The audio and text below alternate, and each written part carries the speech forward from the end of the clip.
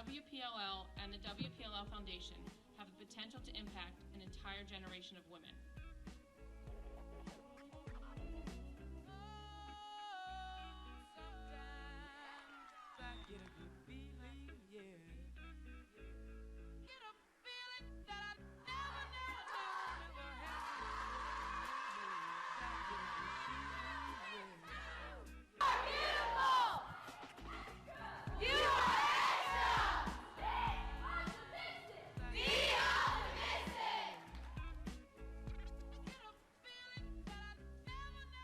WPLL Foundation was created to ensure that our pros and the next generation of lacrosse players are prepared to take on whatever challenges they may face on or off the lacrosse field.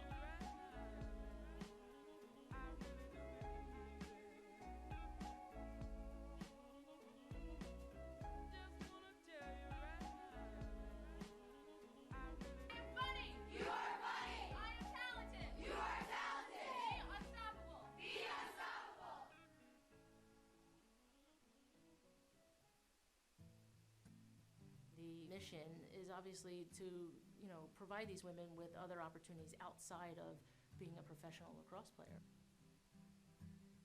The WPLL is a two-pronged approach. One side of it is a platform for the players to play at the highest level possible, playing a brand of lacrosse that's both exciting and fits the athleticism of the sport. The other side of that is the junior development and having a Chasers program, a development program where these younger players can aspire to be WPLL players, can not only get out on the field and play, but also be mentored and learn traits such as leadership, character development, that whole side of it, merging the two. So merging your pro players with the development group to form one awesome league, a two-pronged approach. It's a perfect opportunity for us to create programming that's going to help them develop personally and professionally. I mean, it's unbelievable the talent that's out there these days. We have Taylor Cummings, who obviously is a huge star in the game. Dana Dobie, she's amazing. She's got tricks up her sleeves. And so putting them in a position to play on a smaller field, making the game faster, the spectators are going to have a blast watching it. We're going to be able to, create mentors that can reach our next generation of young female leaders. Given the level of play and the status of these women, we feel like it is our, responsibility with the reach that they have nationwide to give back. I think the goal for me when I really talk about the foundation is to support and inspire an entire generation of young women, but using lacrosse as a vehicle to do it. And what the foundation will support is all the leadership and bravery programming that we'll do. It will support the junior pro division, and it'll support the Chasers. So the nonprofit side of the organization is really going to help us fulfill the mission of impacting thousands of girls and an entire generation of women's lacrosse players. So what I want for these pro women are for them to feel that we are supplying them not only with the lacrosse experience. I think that's just the perk. But the main focus is really to provide them with opportunities to personally and professionally develop. And so for them to get that experience is definitely one of our main goals, but then also to connect those pros with that next generation of leaders, which are those young women that will have an opportunity to be a part of the Futures program. We want to make sure that we are always putting the players first. We're always putting these young women first. And we care about them as people first. And then everything else will fall into place from there.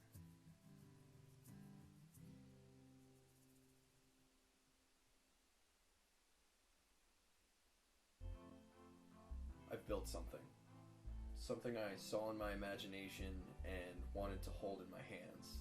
So I went to the workshop and sort of pushed it into existence. Oftentimes we engineer things to be smaller, or we build things as large as we can just because we can. The twig's size was defined by where our hands sit on the lacrosse stick, and nothing else.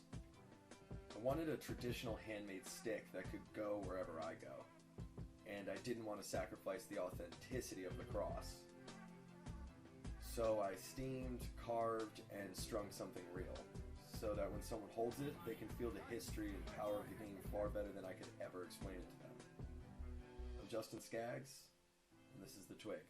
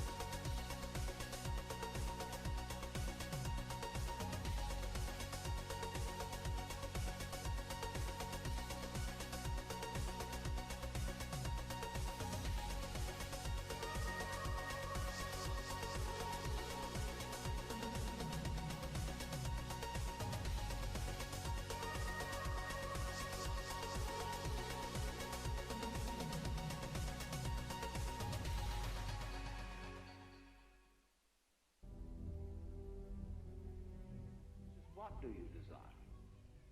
What makes you itch? What sort of a situation would you like? So I always ask the question, what would you like to do if money were no object? How would you really enjoy spending your life? Well, it's so amazing. As a result of our kind of educational system, crowds of students say, well, we'd like to be painters, we'd like to be poets, we'd like to be writers, but as everybody knows, you can't earn any money that way. Another person says, well, I'd like to live an out-of-doors life and ride horses. I say, do you want to teach in a riding school? Let's go through with it. What do you want to do? When we finally got down to something which the individual says he really wants to do, I will say to him, you do that. And forget the money. Because if you say that getting the money is the most important thing, you will spend your life completely wasting your time. You'll be doing things you don't like doing in order to go on living, that is, to go on doing things you don't like doing, which is stupid.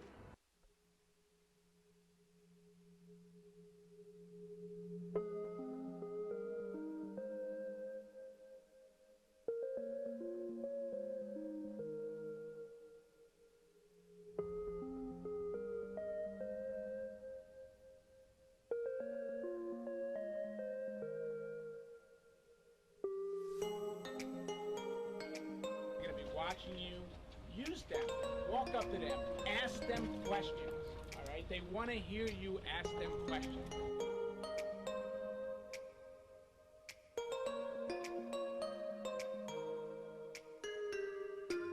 Go lefty on the righty, it's much harder for a defender to guard you when you attack his top hand.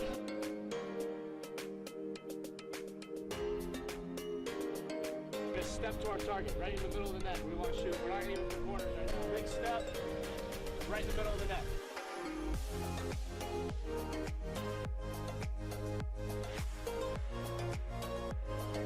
Just make sure you get to the ball as quickly as you can. All right? Hands back, extended, be able to catch it, and as soon as you catch it, be able to pull it. Nice overhand release.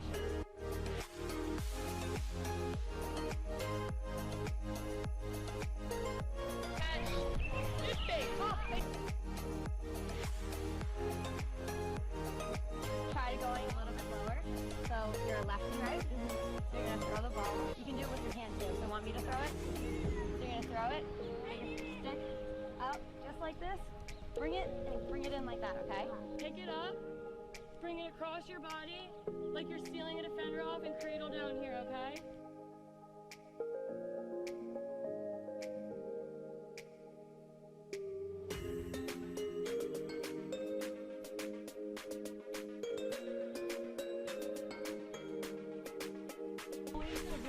Get him a good shot, but let's try to throw in a fake and go high or low, okay?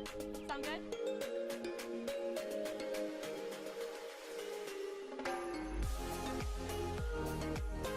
Ready? Sweet. Woo! David. I always think it's so funny when... Catch it. I'm starving. All I've had today is McDonald's breakfast. The WPLL Foundation is a 501c3 nonprofit organization designed to give back to women in the lacrosse community, instilling them with leadership, bravery, and confidence training that will help them find success. Female athletes are strong, curious, brave, creative, and driven. But how do we translate these on-field skills into off-field practices that will impact our daily lives? The WPLL Foundation connects players of all ages with resources, training sessions, and seminars designed to push them out of their comfort zones and into the C-suite. As a lacrosse community, we are connected by a common love of the game. The WPLL Foundation, and more specifically, the WPLL Futures Development Program, hopes to harness this love of the sport and our drive to make players better on and off the field. The WPLL Futures Program, which is supported by our foundation, aims to give players from across the country first-class lacrosse and bravery training. Not every high school player playing lacrosse right now will become a professional athlete. and many current professional lacrosse players make a full-time living working in industries outside of sports. Whether they choose to continue with the game or pursue other passions, the WPLL Foundation hopes to give players confidence and the skills that will help them face any challenges that come their way. Together, the WPLL and the WPLL Foundation have the potential to impact an entire generation of women.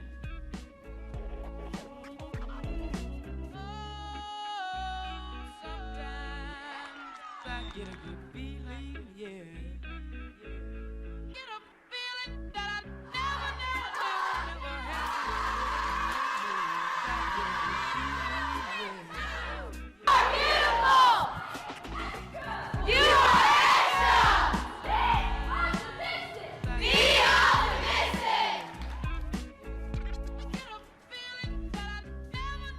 The WPLL Foundation was created to ensure that our pros and the next generation of lacrosse players are prepared to take on whatever challenges they may face on or off the lacrosse field.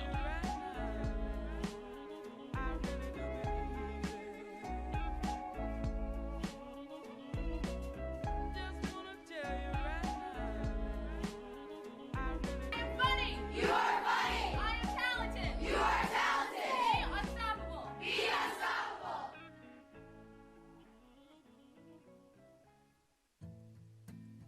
The mission is obviously to, provide these women with other opportunities outside of being a professional lacrosse player. The WPLL is a two-pronged approach. One side of it is a platform for the players to play at the highest level possible, playing a brand of lacrosse that's both exciting and fits the athleticism of the sport. The other side of that is the junior development and having a Chases program, a development program where these younger players can aspire to be WPLL players, can not only get out on the field and play, but also be mentored and learn traits such as leadership, character development, that whole side of it, merging the two. So merging your pro players with the development group to form one awesome league, a two-pronged approach. It's a perfect opportunity for us to create programming that's going to help them develop personally and professionally. I mean, it's unbelievable the talent that's out there these days. We have Taylor Cummings, who obviously is a huge star in the game. Dana Dovey, she's amazing. She's got tricks up her sleeves. And so putting them in a position to play on a smaller field, making the game faster, the spectators are going to have a blast watching it. We're going to be able to, create mentors that can reach our next generation of young female leaders. Given the level of play and the status of these women, we feel like it is our, responsibility with the reach that they have nationwide to give back. I think the goal for me when I really talk about the foundation is to support and inspire an entire generation of young women, but using lacrosse as a vehicle to do it. And what the foundation will support is all the leadership and bravery programming that we'll do. It will support the junior pro division. And from an idea to a vision, that vision becoming reality and coming to a conclusion for a championship. Welcome to Tierney Field here at U.S. Lacrosse headquarters for the Women's Professional Lacrosse inaugural championship game from the New England Command taking on the Baltimore Brave. Hello everyone, once again, Dan Fritz with you atop of this beautiful facility alongside of Jen Adams, and on the sideline Lauren Lee from the Philadelphia Fire. And ladies, what a season this has been. It's all down to one more game, and here we are in the championship. Did either one of you think that we were going to be here? You couldn't ask for a better stage than this. The two teams that are playing today, incredible lineups, and it really is going to be anyone's game. Both teams definitely battling to get into the finals. We bring in our sideline reporter, Lauren Lee. And Lauren, from a player's perspective, you've seen both of these players. What are you looking at as far as the matchup between these two teams? Expect a lot of saves today. You have the defense anchored by two great goalies that have done amazing things in their college careers. We have Kelsey Donnelly on Baltimore Brave. I believe she had like 29 saves in the past few games. And when you have defenses that are anchored by such great goalies, it's going to be hard for these offensive teams to get the ball past them. Expect some great, fast lacrosse today. It's going to be physical, and you can expect a great show. Going to be a great show indeed for the title. All the marbles. Use the cliche that you want as we get set to get going. The New England Command wearing the all blue with red and white trim. They're going to be going from left to right on your screen. The Baltimore Brave, once again, in the white over red, going from right to left. The officials for this afternoon's championship, Liz Brush, Janice McGrath, Maureen Richard handling the matters on the turf. 89 sunny here in Maryland, and we're underway for the championship. And Baltimore Brave, once again, Marie McCool taking the opening draw and picking up right where they left off in the semis. Baltimore going to start working up on the right side. Last time they wasted no time coming right out of the blocks. 13 seconds expired. Baltimore was on the board, so if nothing else, New England has that going for them already with 30 seconds in, but Baltimore on the attack. Here is Laura Zimmerman, puts the first shot in, not too far off the mark, and goes just wide right. Baltimore will still have it. 25 seconds left on the shot clock as working from the right side. Stepping in, Amanda Johansson. Not much there. She rolls left through traffic, still keeps it. Little off-balance shot trying to find Marie McCool up top. 10 on the shot clock as they recover. They're going to have to be quick. New England's defense doing stellar so far. Zimmerman inside with 4 seconds. Loose ball to the turf and rolls it right into the netminder. Great work by New England's defense. As you see, Bridget Bianco send it up the other side, and now New England will try to advance. That's right, Dan. You saw a very aggressive style of defense there. New England sending some doubles. So obviously, off the bat, trying to rattle Baltimore a little bit, make them make a lot of passes, and it paid off. Talking with Amy Patton, the head coach for New England Command, before the game started, she had the best phrase I've heard all season long. This game, I asked her to summarize it, street ball at its finest. And that's what you're going to see today. Just like Lauren alluded to as we started the show off, the goalkeepers are going to be very busy, but they're going to be the staple points of this game, as the defenses as well just try to keep off the attack. As you see here, New England trying to work the right side. Taylor Hench not finding much room, and she'll opt to come all the way up top. Here comes Sarah Lloyd. Lloyd trying to dodge against McCool, sends in front, and Kelsey Donnelly just picks off the pass as Cara Mupo is ready to kick the door open. You were right when you said that Kelsey Donnelly's going to be busy in that cage. She's going to be extremely active. I would not want to be shooting on her today. Have a feeling it's a name we're going to hear many times today.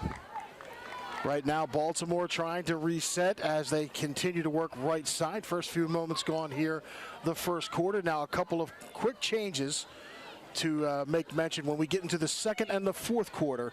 Inside of 2 minutes, going to go by college rules. The clock will stop at every whistle. So something that we've been talking about all year long in the broadcasts, and maybe a permanent change to the rules, but we want to make sure you get the most of the value for every play in the latter parts of each half. Baltimore now trying to work inside, in front, the shot, the save. Bridget Bianco answers on the other side as she kind of has to direct traffic in and around her crease. Total brick walls so far in these games. They've just really stepped up, risen to the occasion, and here yet again under this immense pressure. Bridget Bianco from my neck of the woods, Burlington County, New Jersey, from Moorestown, graduated Northwestern in 2015, fourth at the time with over 400 saves. So again, her college career speaking for her here in the early goings. And as we said before, both keepers are going to be busy. The defense, though, doing stellar work, and Kelsey Donnelly anticipating the ball coming out and picking it up. And now Baltimore will try to send it back. Ladies, I'm going to say look for a low-scoring game from what we've seen so far this year. I got a funny feeling these defenses are going to really keep things at bay for this final. As the long pass is picked off by the Command. Katie Hertz able to pick it off, and now they're going to go right back to work. As we've seen in these games, I think sometimes it just takes the shooters a little bit to find their rhythm, find that hole. Couldn't find a hole through that brick wall of a defense from the Brave, as we've seen all year long. Racing up through midfield. Here comes Marie McCool with plenty of room. She goes right to shot. The score, Baltimore's on top early. So great work from the defense through the midfield. Looks like Alyssa Leonard. Alyssa Leonard will get the first goal of this championship game. The Baltimore goal was scored by number 2, Alyssa Leonard.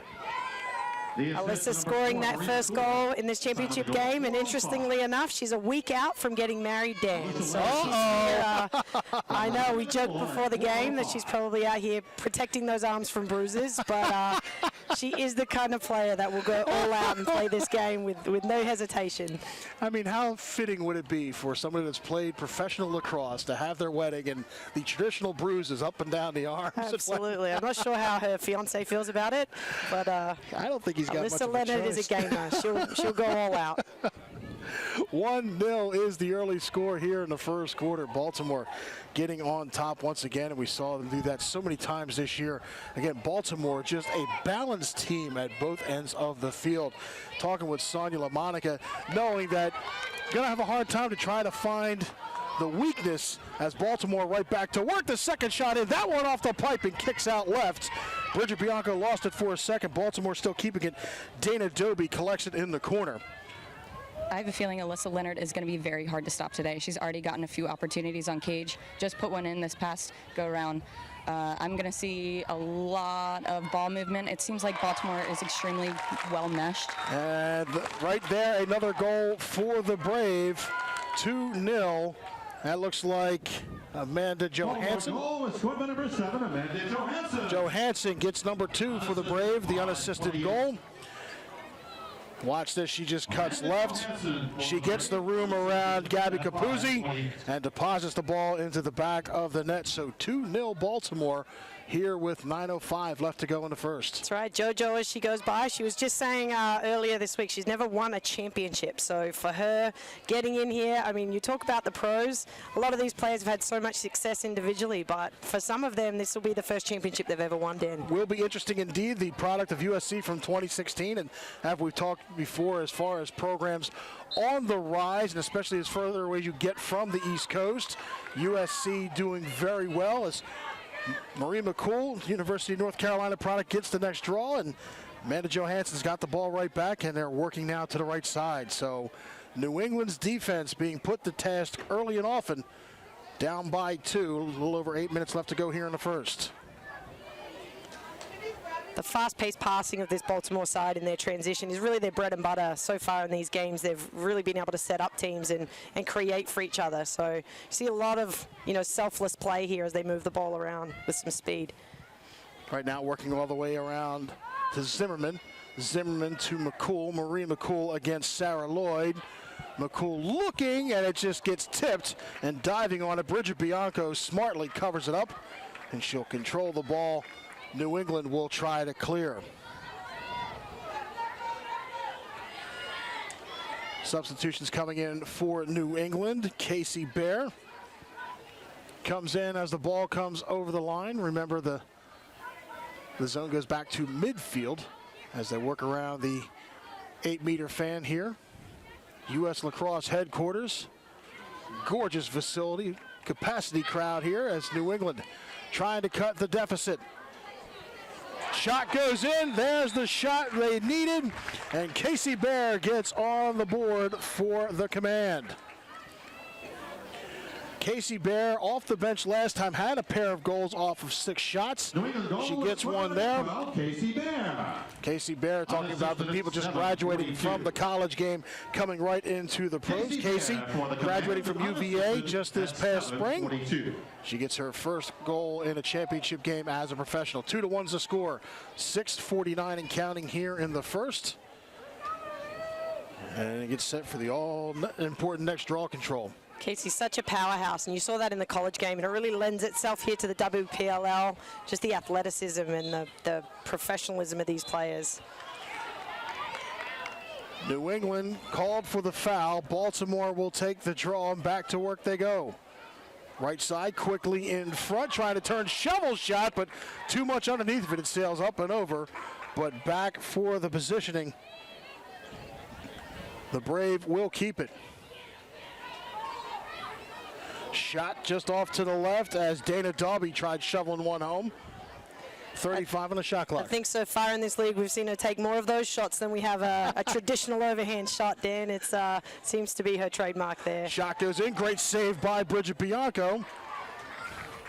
And even then, we've talked about all the games, the athleticism of these women in this professional league. You know, whereas coaches may have not wanted you to take those kinds of shots in college, just let them have at it here, but a whistle is blown. They will count the goal. That will count. It is 2-2 now. Great rip, and I wonder, was that outside of 2-point? I think she was just inside. I think she was a couple steps just inside the 2-point line. Megan Dowdy just lets Casey Bear. Casey Bear again. New England goal or second of the game. Squad by number 12, Casey Bear. I'm really loving that rule change. It's kind of like an and one in basketball. You haven't really seen that in the college game so far. So if you're getting a foul as you're shooting and the ball goes in, usually in the collegiate game, they're going to have to set up on an 8-meter, which can be a little bit unfair for these offensive players. But with that great switch of the rule change, Casey Bear was able to put that one in the back of the net. But even still, too, as far as playing towards the advantage, like a lot of times you see within soccer itself, makes it for a more fair of play as it develops. So benefit for the shooter there as now the Command getting the draw. They've erased a deficit. 2-2's the score, 4:45 left in the first. And now the Command will go to work back behind the net. In front, loose ball, picked up, and then dropped straight away. A foul called against Command. And this is one thing Amy Patton was talking about as far as how to take care of Baltimore. You have to be tidy with the ball. You can't be sloppy with the passes. You got to be careful on the errors. You really don't have room for many. Baltimore will make you pay for it. They've got the ball right now. Score tied, a little over 4 left. Absolutely, and that could come down to that, Dan. It could be, you know, the team that has the least amount of unforced errors. Shot goes in, but once again, Bridget Bianco gets low and closes the door. Another save from the keeper from New England. So great work between the pipes on both ends, as we said. Here comes Gabby Capuzzi. The birthday girl. I was just getting ready to bring that, but let's see if she can give herself a little birthday present here. That's right. Capuzzi, Sarah Lloyd. Lloyd ripped one in, lost it for a second, still loose on the ball. Capuzzi giving chase, but Baltimore comes out the back door with it, and now they'll try to clear. So the Command getting the looks inside, but as I just said a moment ago, Jen, they got to be a little tidy with the ball. They can't afford to have it hit to the turf without getting a shot off. You're going to have this all afternoon with Baltimore coming right back to work, working off the right side. Laura Zimmerman. Zimmerman against Lloyd. All the way up top. 25 on the shot clock, Baltimore. Loose ball, trying to shovel one home. Brooke Griffin was right there, but once again, Bridget Bianco keeping him honest. Here comes the Command up the right side.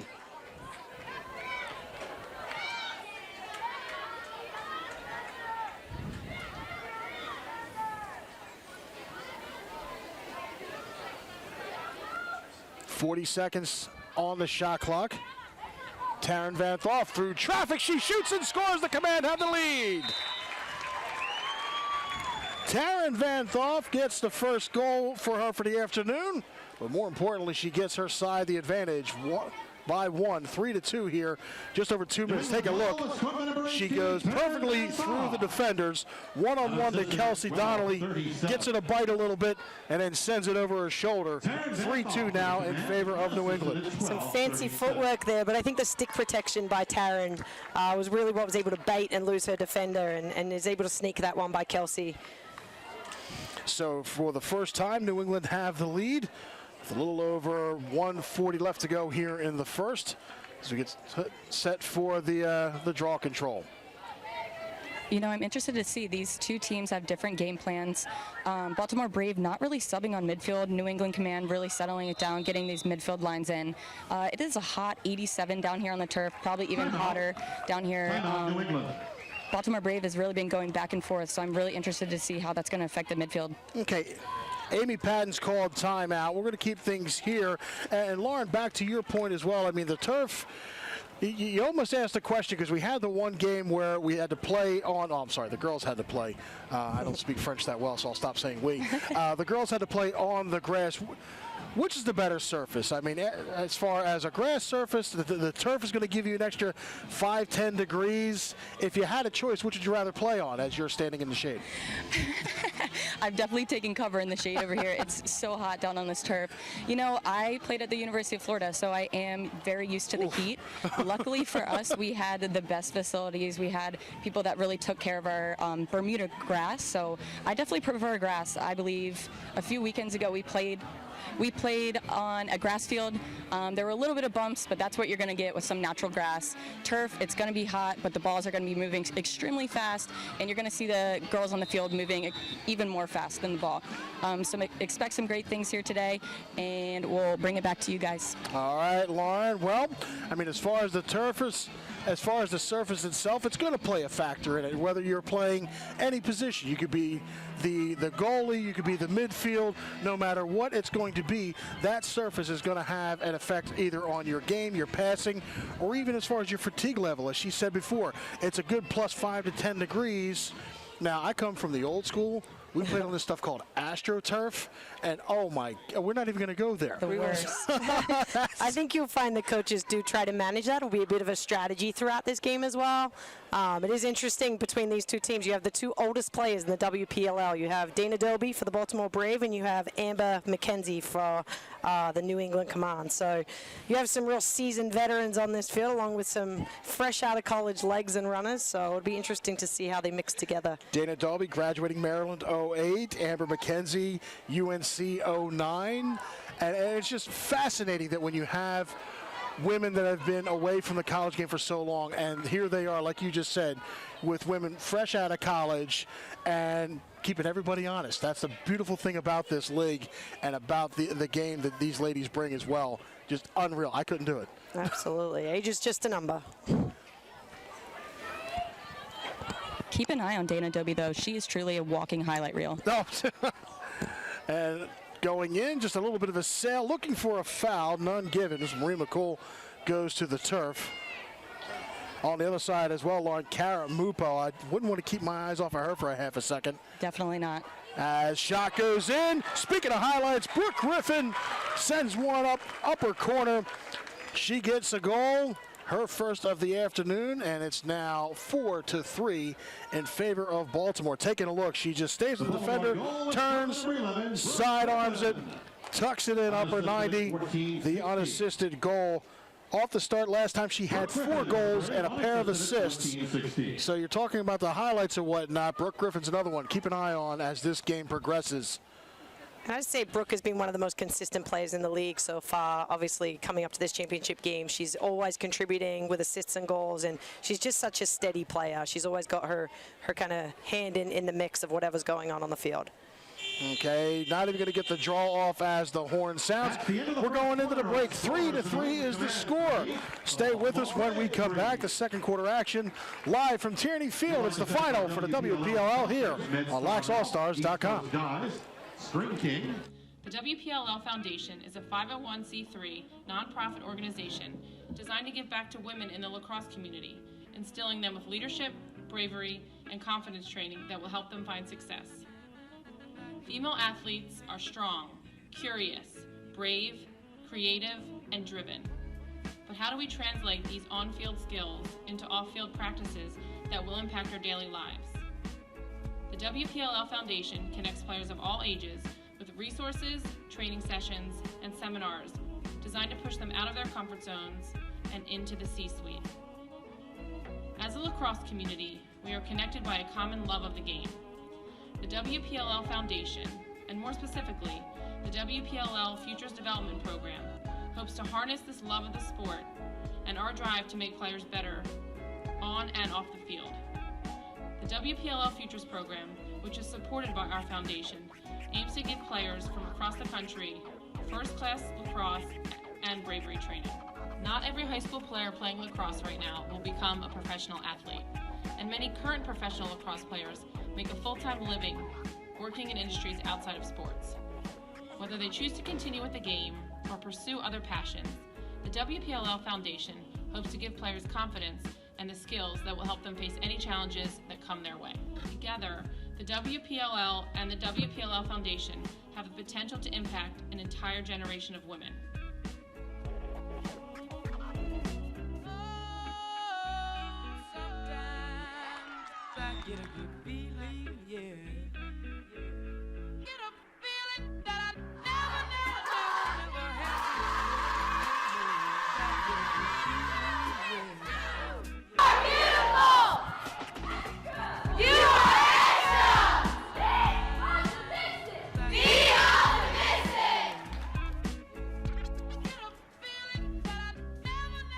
WPLL Foundation was created to ensure that our pros and the next generation of lacrosse players are prepared to take on whatever challenges they may face on or off the lacrosse field.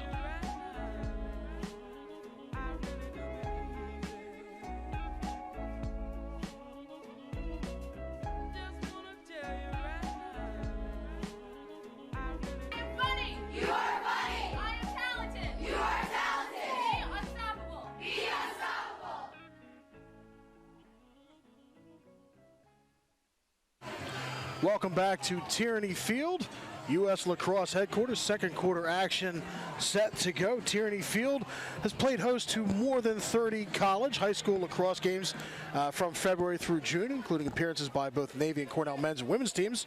But more notably, here at this facility, opening weekend featured a matchup between the women's programs, Connecticut and James Madison. So, championship lacrosse, before you even realize it, starting in the so-called spring, as they like to say, as we're snow everywhere, but still ending here with the WPLL first champion to be declared. And right off the opening draw, still fighting for things as we have a foul on New England as Amber McKenzie had to collect herself a little bit. You can just see the battle, the competitiveness of these athletes out on this field. In the lead up to this game, obviously not getting much of a rest between playing on Thursday and then being back here Saturday for the championship. So it's been a lot of ice baths, a lot of massages, a lot of getting their bodies ready to go. And no different than from NCAA tournament in May. So you're used to turning things right around. You got to rest and rehab quickly. New England with the ball after the foul. Couldn't get anything going on the other side. So now here comes Katie O'Donnell. O'Donnell is not available for the semis, but here for the championship. Casey Bear puts one in. Kelsey Donnelly with the save. And almost lost it, and twice they call for the crease violation. So Kelsey Donnelly, knowing that New England is not going to go away easy.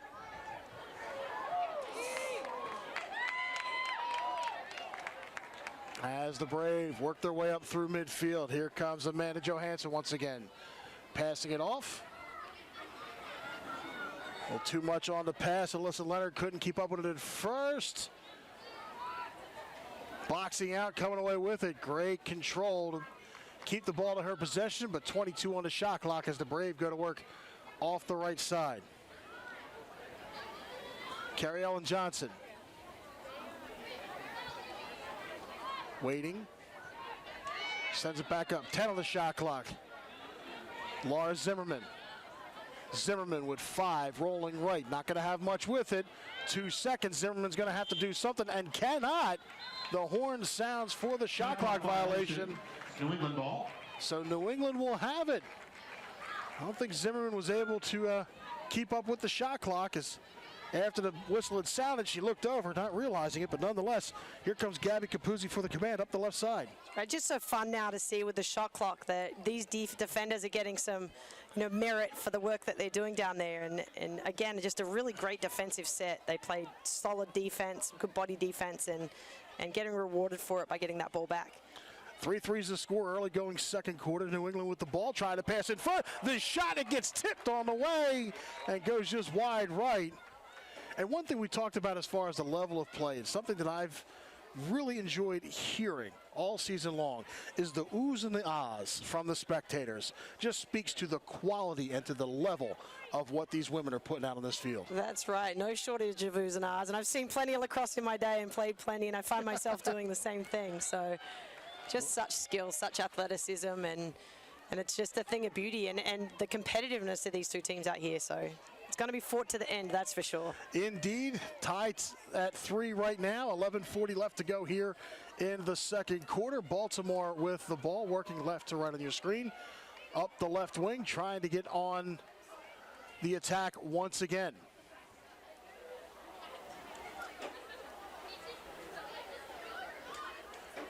McCool, Zimmerman. Zimmerman against Sarah Lloyd. Zimmerman makes the turn, off angle shot, loose. A rebound put back, 2 quick saves. Loose ball to the right side. Bridget Bianco coming up huge. Coming right back in, but this time Amanda Johansson seals the deal for her second of the afternoon. Only so much the keeper can do. Amanda Johansson right up Main Street and lets fly for her second goal. Take a look. Johansson just through traffic, goes low left. Bianco unable to keep up with it. So Amanda Johansson gets number 2, the unassisted goal. She had 2 unassisted goals as well in the second and third quarter last time. So just duplicating what she had in the finals, the semifinals, excuse me. And just such scrappy play there. Really, obviously the goal is huge and the assist from that, but the play off ball was really what made that goal. I think Baltimore lost the ball and then was able to get it back. So a key possession, recovered, and then turned into a goal. Off the whistle, the next draw control. First touch, Baltimore, and coming up away with it. The Braves get right back to work. Marie McCool, another draw control. Marie McCool is just so fast. She is like a vacuum.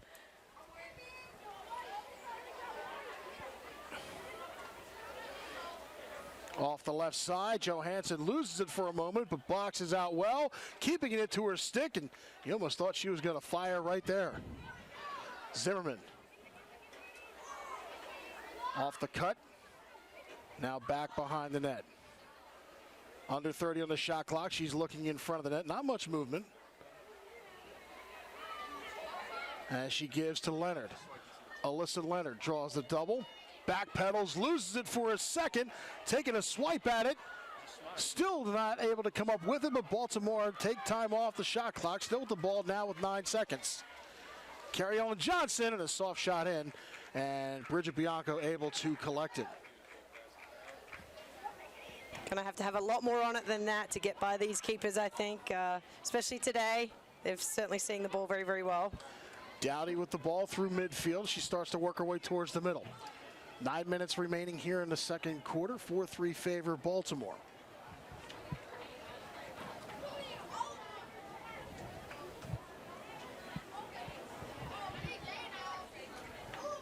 From back behind the net, under 30 seconds.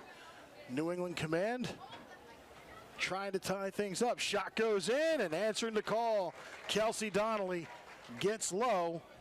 Seems to be the shot both teams are trying to take, going low left, low right. Both keepers well for the anticipation, but too strong on this pass. New England going to come back the other way.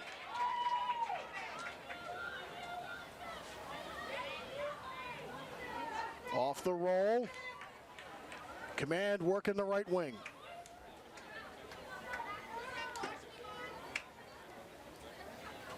Some substitutions as Sarah Lloyd comes in off the bench. In front, the shot, once again, great save. Kelsey Donnelly got the stick on it. And starting to turn into a track meet up and down the middle of the field. Here come the Brave.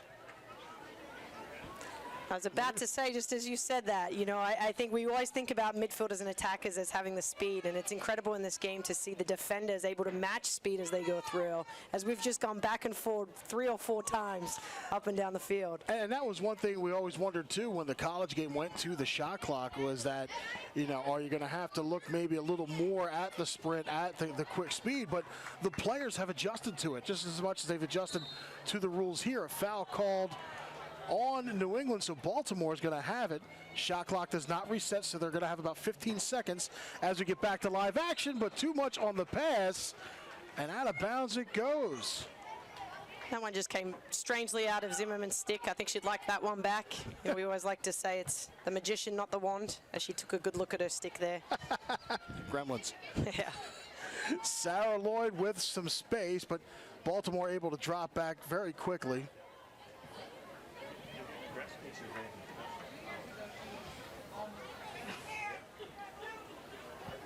Now from the right side.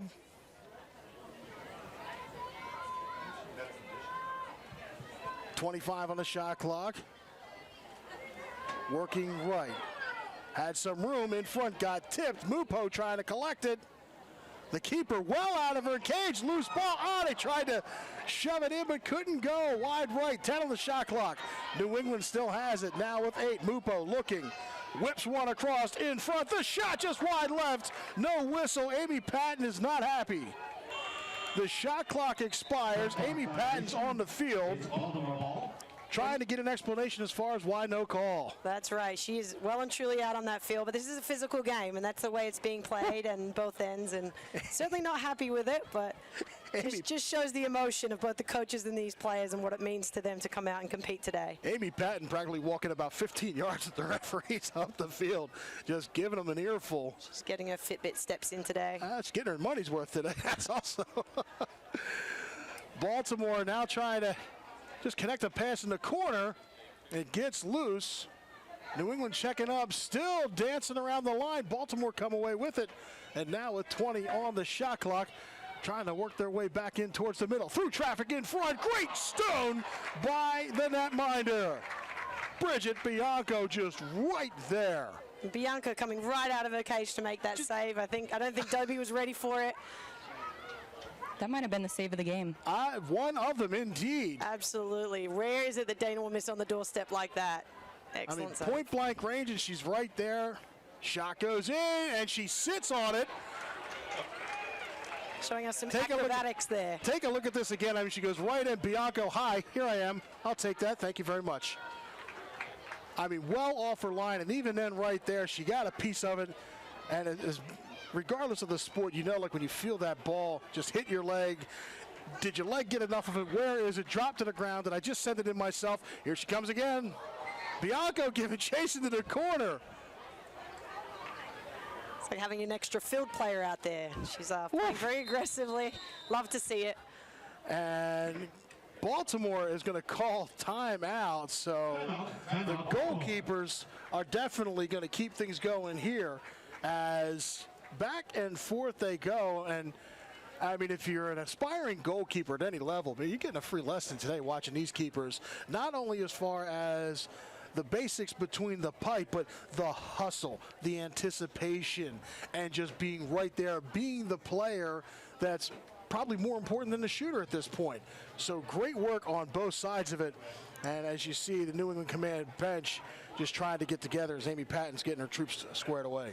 Nothing basic about these keepers. They're really giving us a little something extra down both ends. It's something to watch, that's for sure. And that's what you like, and especially in the championship final. I mean, again, use whatever cliche you want. This is it. You win, you have it. Baltimore, it would be awesome if they ran the table. New England would love to play spoiler today and come away with the title. So both teams know what's on the line. 4-3 is the score. Again, a low-scoring game so far. 4:26 left to go here in the second. And again, when we break 2 minutes, the clock will stop at every whistle. You know, speaking of aspiring lacrosse players, like Jen said earlier, take a look at number 11 on Baltimore Brave, Brooke Griffin. She is one of the most consistent players out here, but she's also one of, I would say, a defender's worst nightmare. Even when she doesn't have the ball, take a look at her and what she's doing behind the cage. She is sprinting around trying to get away from her defender, and as a defender, that is extremely tiring, and it's no wonder she's getting goals because she is tiring out those defenders. I'm getting tired just watching them up here. All right, let's reset. 4:26 left to go in the second. 4-3 in favor of Baltimore. New England on defense. Baltimore will have it. 42 on the shot clock as we get back to live action on the whistle. So just exciting back and forth play as Brooke Griffin from behind the net gets us going once again. Off the bump. Trying to cut left, right, staying right with it. Leonard. I think that was a really smart timeout by Sonia LaMonica to really settle the troops, get them organized and ready to play here. Up by 1 with some time on the clock. I'm sure they have a set organized here to try to get a good look at cage. Marie McCool through traffic, through a double, and a foul gets called. So the first free position opportunity to come up. And a chance for Baltimore to go up again by 2. Marie McCool will take it.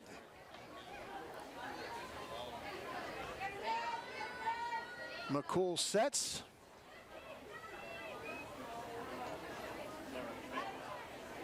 Bridget Bianco, now it seems to be a question, the shot clock. Should stay at 11. On the set, she goes in, she shoots once again to save. Bridget Bianco, I can't wait to see the official stats at halftime. So far, the MVP of this first half. New England back to work up the middle, trying to tie things up. Off to the right side. Amy Patton from the bench telling the team just to settle a little bit. Casey Bear.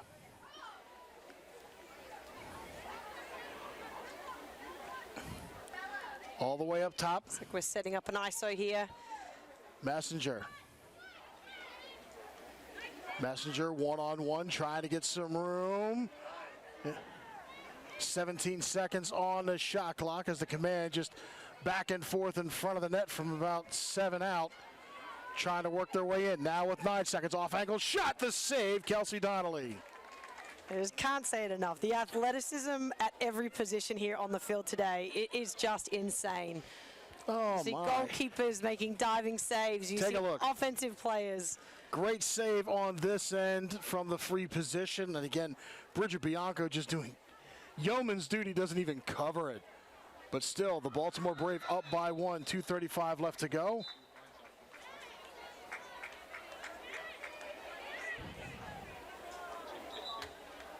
Baltimore Offsides. offsides. Oh. Very costly mistake for Baltimore. Baltimore for offside. 1 minute non-releasable penalty. So a 1 minute advantage for the command with 2:31 left in the half.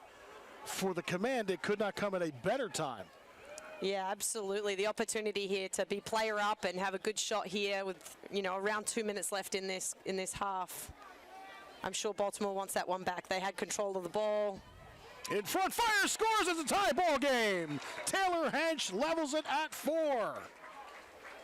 And they call her the clutch. She's scored so many game winners in her career at the University of Maryland and has had a couple here with the command throughout this season as well. And now here she is again, right when they need her the most, showing up. Taylor Hench just turns and rips and right over the shoulder of Kelsey Donnelly. And you hear the call, 2 minutes. Taylor Hench. She had a goal in the second quarter from Taryn Van Hoff to finish out the command, scoring their second 3-goal run the last time. The command able to put a couple of 3-goal runs together on their way to get into the final. Yeah, these players are too good to allow them to have a player-up opportunity. So they'll play it down on the draw here, as is the rule. You must match on either side of the restraining line. The clock only stops after goals under 2 minutes. 1:30 left to go here in the half. Level at 4. The championship game, the inaugural season for the WPLL. Command, though, with the ball right back, and a foul is going to get called. Gabby Capuzzi will get the center hash.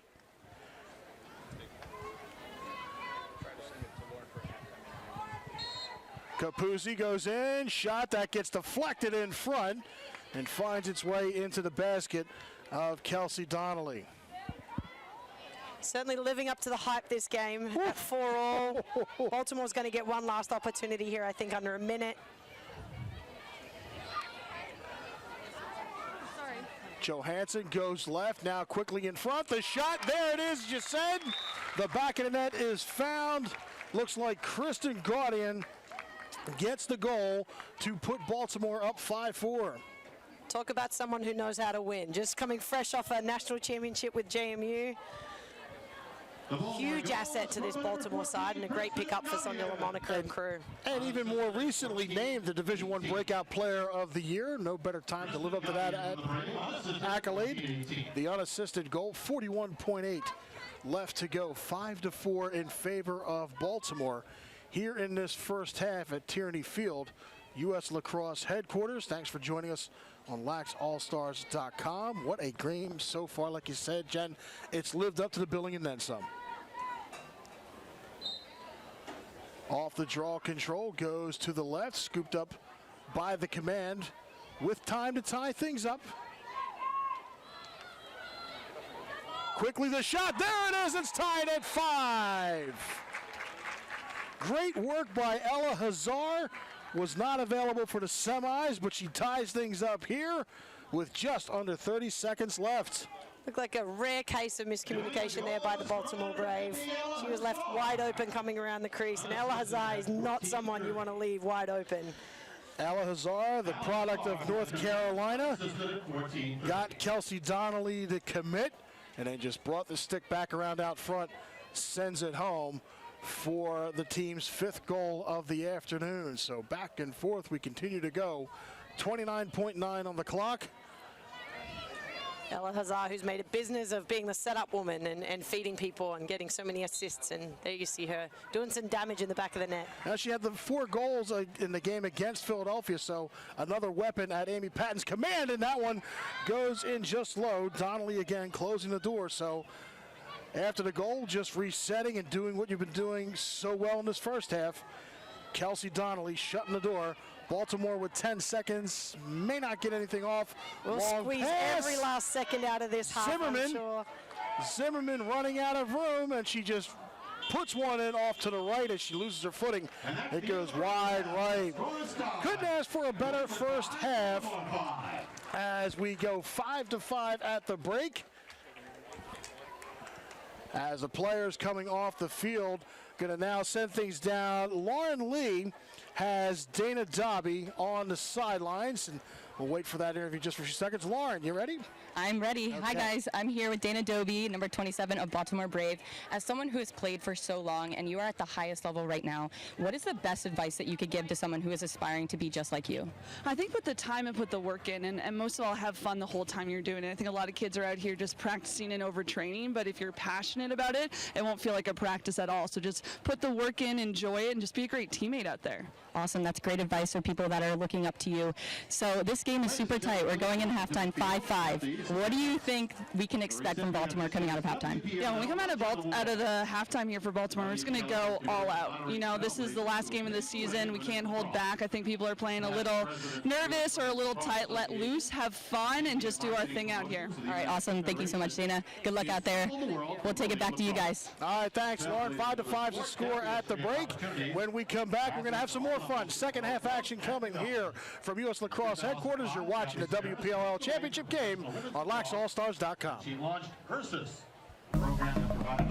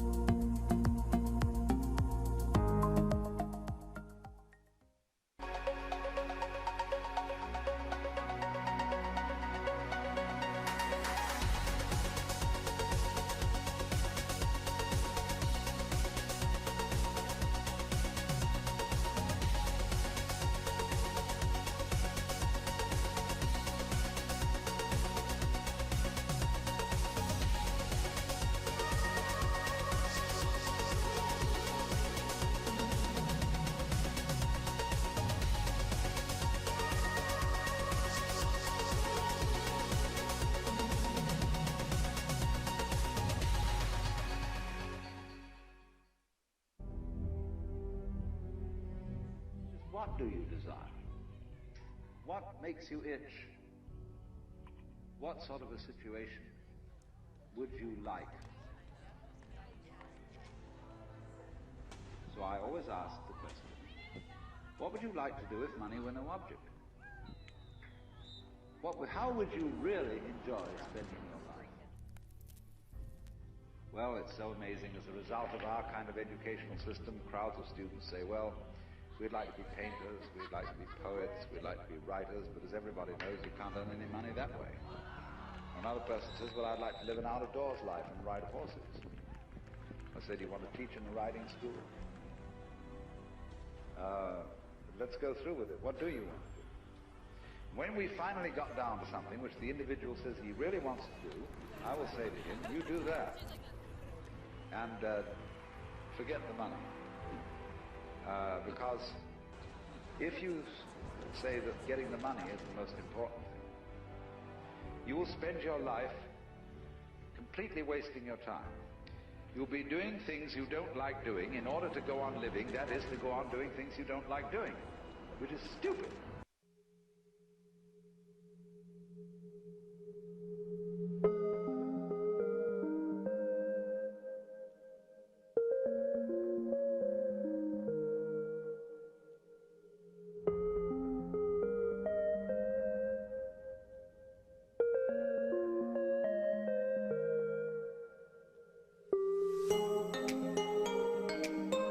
Watching you, use them, walk up to them, ask them questions, all right? They want to hear you ask them questions. Go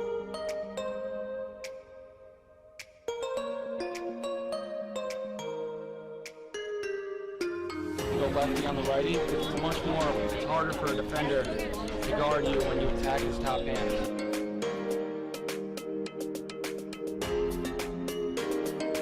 Step to our target, right in the middle of the net. We want to shoot. We're not even in the corners right now. Big step, right in the middle of the net.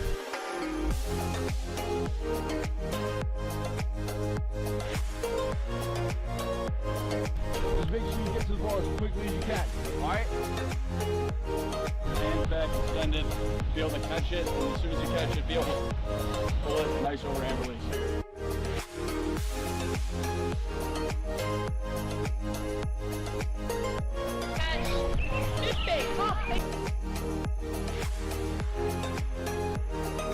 Try going a little bit lower. So you're lefty, right? So you're going to throw the ball. You can do it with your hand too. So want me to throw it? So you're going to throw it.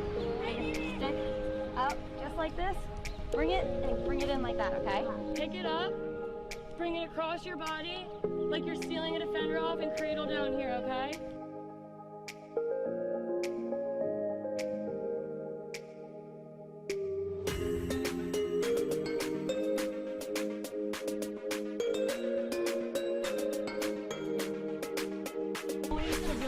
Get him a good shot, but let's try to throw in a fake and go high or low, okay? Sound good?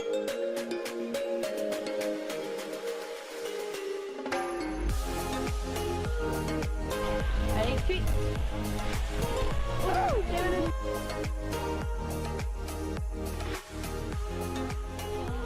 I always think it's so funny when... Catch it. I'm starving. All I've had today is McDonald's breakfast. The WPLL Foundation is a 501c3 nonprofit organization designed to give back to women in the lacrosse community, instilling them with leadership, bravery, and confidence training that will help them find success. Female athletes are strong, curious, brave, creative, and driven. But how do we translate these on-field skills into off-field practices that will impact our daily lives? The WPLL Foundation connects players of all ages with resources, training sessions, and seminars designed to push them out of their comfort zones and into the C-suite. As a lacrosse community, we are connected by a common love of the game. The WPLL Foundation, and more specifically, the WPLL Futures Development Program, hopes to harness this love of the sport and our drive to make players better on and off the field. The WPLL Futures Program, which is supported by our foundation, aims to give players from across the country first-class lacrosse and bravery training. Not every high school player playing lacrosse right now will become a professional athlete, and many current professional lacrosse players make a full-time living working in industries outside of sports. Whether they choose to continue with the game or pursue other passions, the WPLL Foundation hopes to give players confidence and the skills that will help them face any challenges that come their way.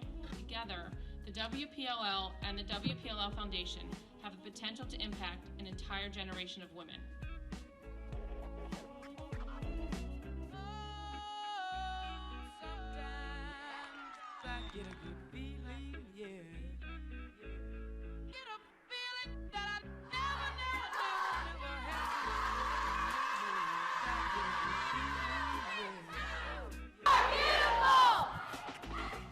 USA!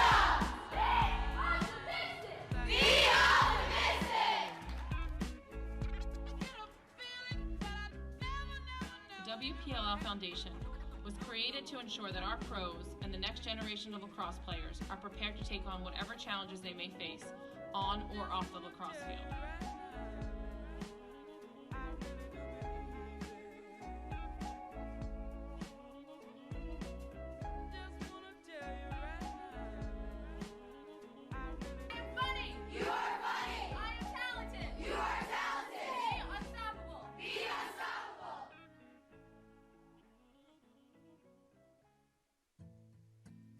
The mission is obviously to, provide these women with other opportunities outside of being a professional lacrosse player. The WPLL is a two-pronged approach. One side of it is a platform for the players to play at the highest level possible, playing a brand of lacrosse that's both exciting and fits the athleticism of the sport.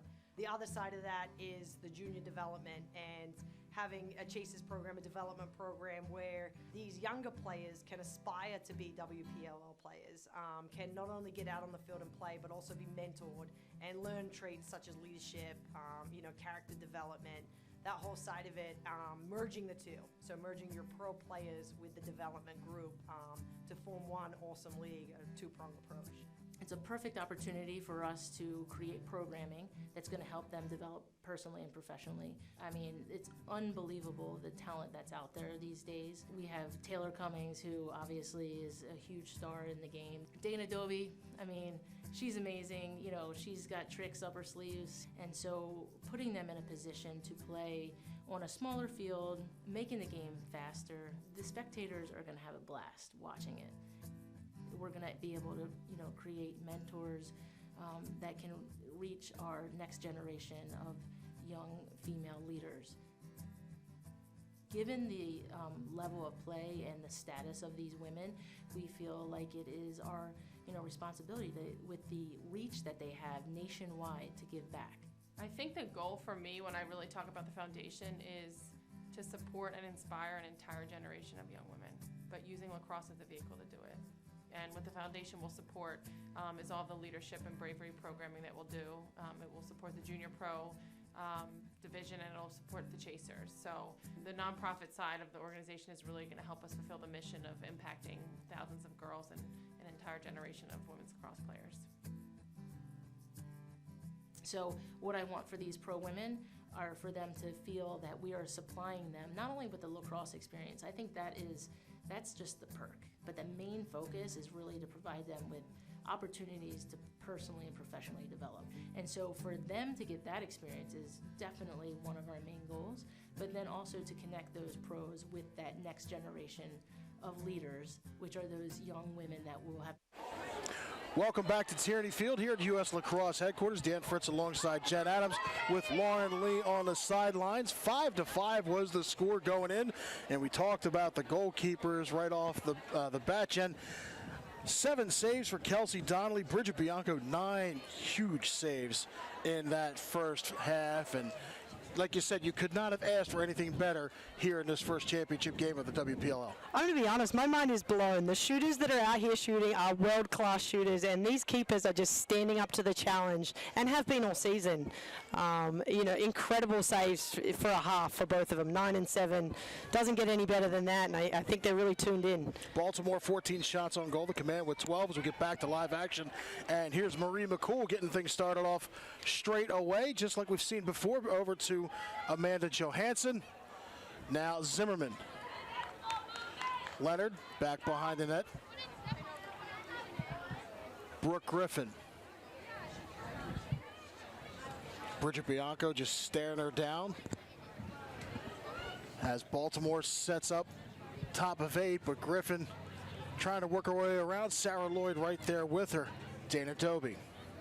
Dobie trying to get a turn. She'll lob one inside. Defense stands tall, but can't come away with it until now. Command will get it clear. Sarah Lloyd off the right-hand side. She's going to try to come all the way to the wing. Amanda Johansson pushing her to the line. But Sarah Lloyd able to keep it, and she'll pass through midfield. That was some excellent midfield ride there by Amanda Johansson. Offside, I believe we have a card, clock to be stopped And the card is issued for the offside. Gabby Capuzzi is going to come off. Birthday girl, getting a yellow. Well, can't have everything for your birthday, but I mean.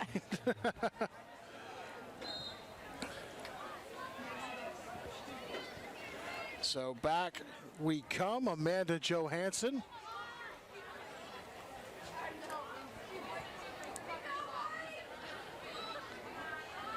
Now working the right side, back and forth they go. Johansson once again. Marie McCool.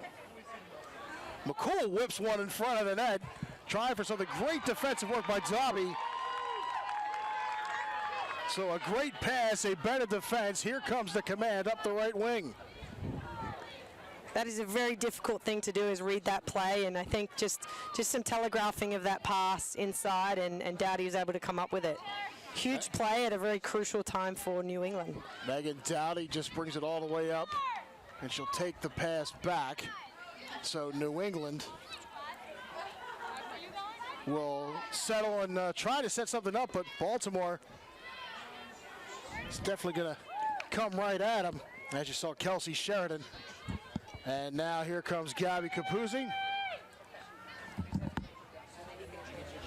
Capuzzi.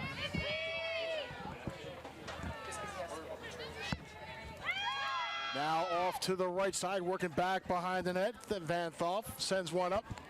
Sarah Lloyd, 3 seconds on the shot clock. She's going to have to do something with it. She fires and goes just wide right. The save made, so the shot clock reset.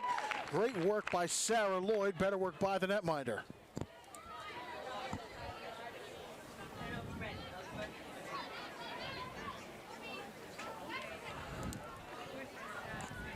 Now from up top. Shot goes in. Once again, the keepers coming up huge. Kelsey Donnelly able to get things closed away.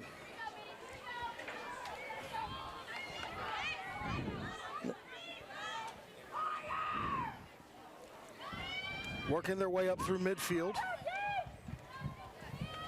McCool. And now off to the right side. Marie McCool once again. Johansson. Johansson tries to toss it up for a little give and go. Unsuccessful. Here comes the command. And that was the birthday present Gabby Capuzzi was looking for. She streaks down the field. Fires and rips one just over the crossbar.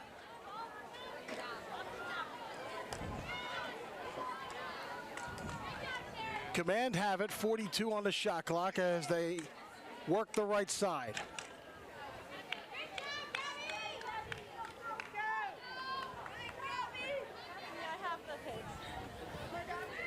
Katie Hirsch. Kelsey Sheridan in tow. Now back up through the middle, fires, scores. Casey Bear once again. The command have the lead. Casey Bear the hat trick, and more importantly the lead here in the second half. 10:39 left to go here in the third. Let's take a look. Kelsey Bear just takes the defenders with her, goes to the right, cuts back left on the shot. And that's Casey Bear's trademark move, a down the alley, outside rip shot. She's just so strong and powerful, has the ability to find the back of the net. And we've seen that time and time again with Virginia. So great to see her out here extending her career, getting an opportunity to play and continue to score, goals like that, which are just incredible. Well, she was first All-ACC in that senior year, 48 goals, 58 draw controls, 31 ground balls, but again, just speaks to how well-rounded she has been in the college game and continuing that here in the professional game as McCool will come away with the ground ball. Now Baltimore down by a goal.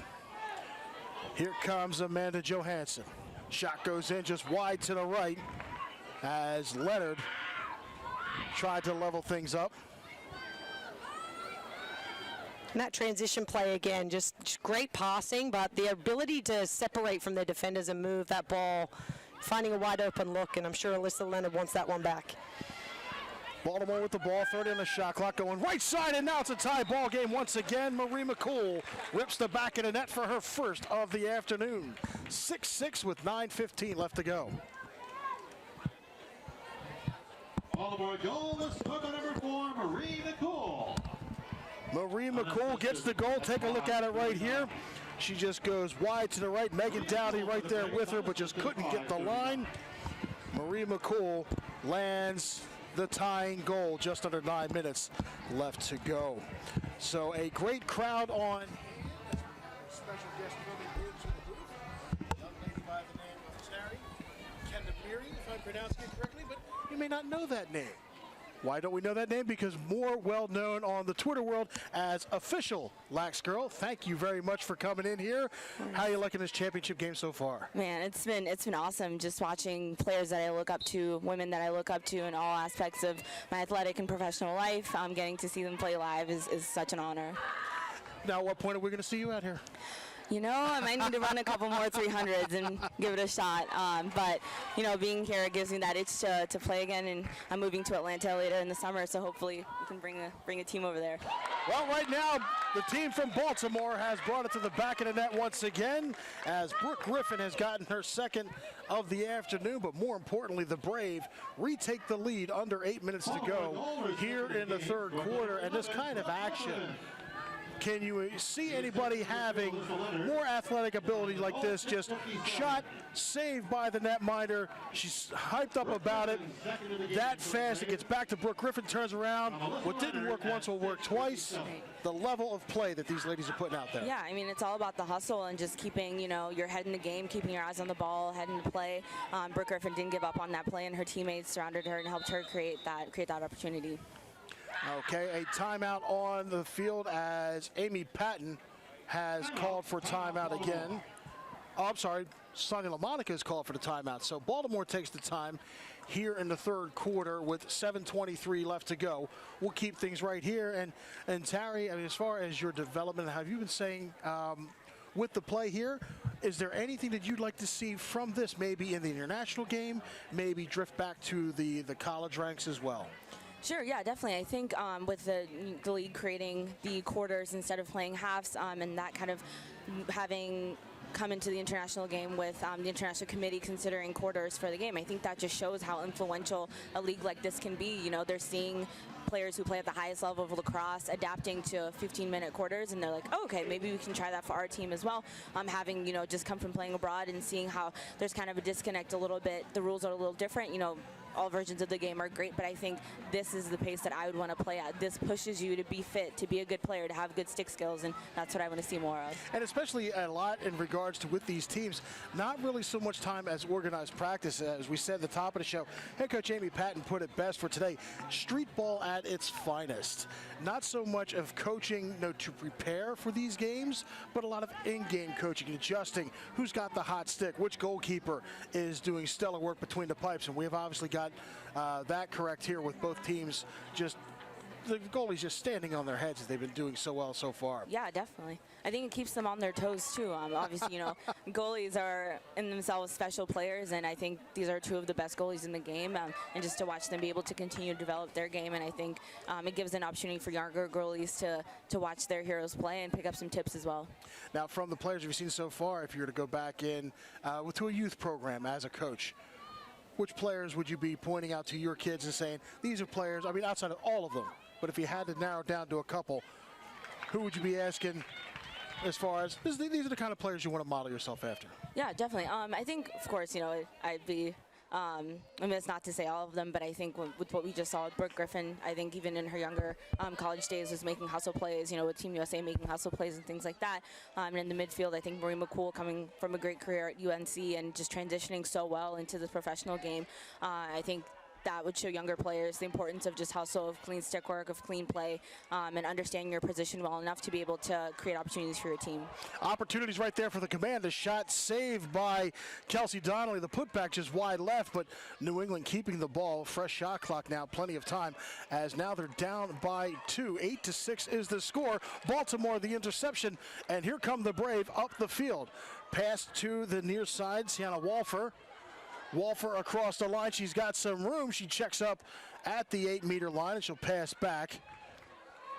Kate Montalbano starts the pass that winds up to Marie McCool. Marie McCool waiting for Zimmerman to come up. And Zimmerman will pass off as the Braves settle in.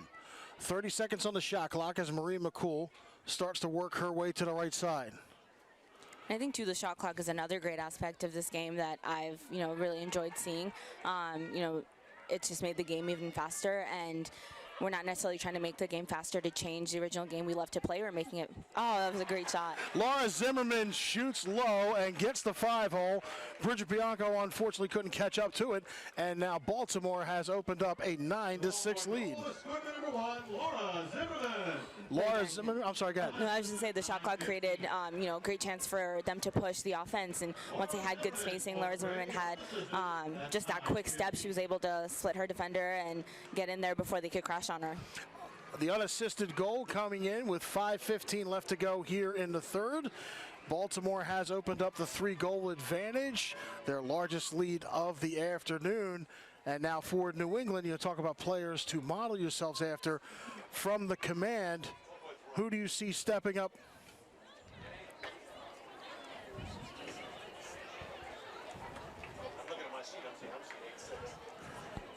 Or maybe a correction on the score. I believe it's 8-6. We'll get that confirmed in just a second. I think that Kelsey Donnelly deserved Looking to be... for my numbers. I'm sorry, Lauren, go ahead. I think Kelsey Donnelly deserved an assist on that. She had 2 back-to-back saves, which caused a fast break down for Baltimore Brave. She's truly unbelievable. I think that she had an extremely well college career, but she's been put on the map during this professional season. Indeed, she has, Lauren. And as far as the work here this afternoon as well, we'll see how it continues to play out. Baltimore winning the draw control, having the ball back behind the net in front. That one gets tipped and up and over. But diving for it is Alyssa Leonard. That's the hustle. But doesn't come up with it. And Bridget Bianco just trying to get the command moving. Very surprised at the scoreboard at Tierney Field still reads 9-6, but there may be a discrepancy somewhere. Nonetheless, Baltimore have the lead. Under 4 minutes to go.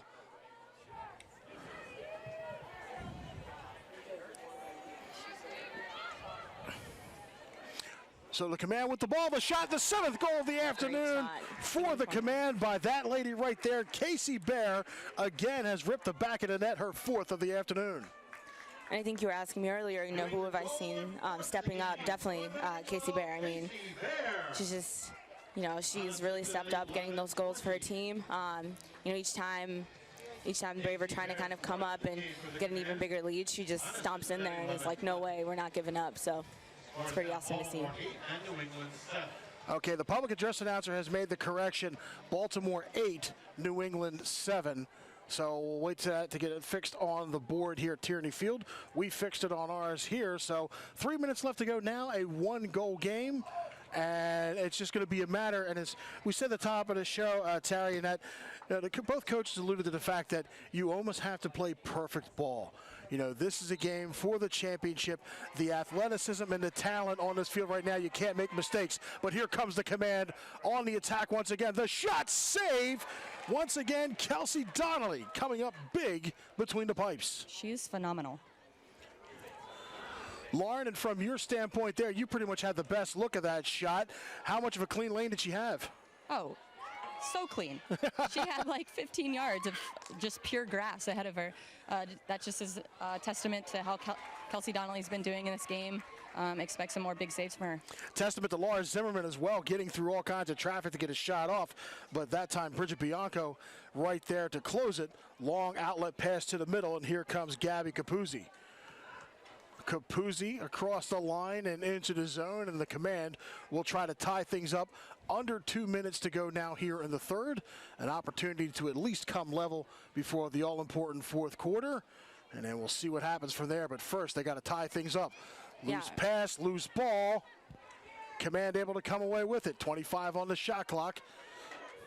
As Van Thoff makes the turn. Sarah Lloyd. Lloyd fires from distance. That hit the pipe and came right back. Sarah Lloyd lost her footing and couldn't collect it. Baltimore will play with it along the line and then come with it. And now the Brave going to spread the field a little bit as Kelsey Donnelly she'll walk it up herself. Yeah, I mean, the goalies are dialed in. I think that's what it's going to come down to, is just between the pipes, how are they holding up, especially in the fourth quarter when it's kind of winding down and it's crunch time. But, I mean, you said perfect lacrosse, and that's exactly what they're playing. There's not going to be too many mistakes made. It's just going to be great defense, great offense, great midfielding, and great goalkeeping. And, I mean, that's the beauty of the game. And even in this league, I mean, the goalkeepers themselves could score. I wouldn't put it past either one of these goalies to try to rip one in on net. We got to get that one on SportsCenter. Got to get that if it happens on SportsCenter. Definitely, if that goes in, I may lose my voice. That would just be unreal. I mean, watching the likes of Kylie Oldmiller getting that behind-the-back shot for that to go into that making SportsCenter, you could take the highlights just from this game alone and send it up to Bristol. Oh, absolutely, absolutely. I mean, and being so involved in social media, it's so much fun to just be able to share, these viral moments that are happening in our game and expanding the creativity. I have players that follow me from Japan, from Hong Kong, and from just all these different pockets of the world, and for them to be able to see all this expansion, just creativity in the game, I think just makes all of us better. Under 10 seconds, and that pass intercepted by Kelsey Donnelly. So again, the keepers doing their job, long pass to the midfield, and that's going to wrap up the third quarter. Baltimore, though, getting a couple of goals on a run. Baltimore, the 8-7 lead. We're going to take a break. When we come back, exciting fourth quarter action here from Tierney Field, as you see Sarah Lloyd getting that shot just off the pipe. A coat of paint might make the difference in this championship. We'll find out after this. You're watching LaxAllStars.com. I've built something I saw in my imagination and wanted to hold in my hands. So I went to the workshop and sort of pushed it into existence. Oftentimes we engineer things to be smaller, or we build things as large as we can just because we can. The twig's size was defined by where our hands sit on the lacrosse stick, and nothing else. I wanted a traditional handmade stick that could go wherever I go, and I didn't want to sacrifice the authenticity of lacrosse. So I steamed, carved, and strung something real, so that when someone holds it, they can feel the history and power of the game far better than I could ever explain it to them. I'm Justin Skaggs, and this is The Twig.